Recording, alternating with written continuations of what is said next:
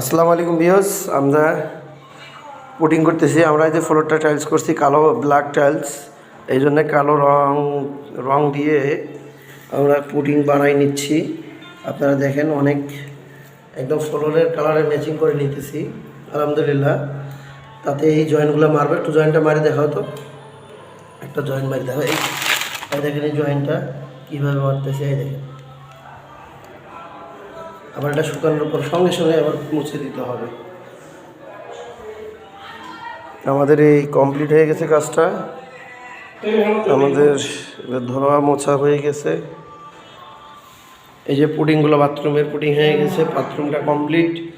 এখন শুধু আমরা ফিনিশিং মাল লাগাবো আলহামদুলিল্লাহ।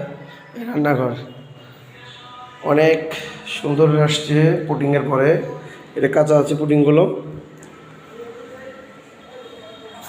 অনেক সুন্দর লাগতেছে আলহামদুলিল্লাহ। এই ধরনের ভিডিও আপনাদেরকে আরও দেখাবো, সুন্দর লাগতেছে। আপনারা সঙ্গে থাকবেন। আজ এ পর্যন্ত, আসসালামু আলাইকুম।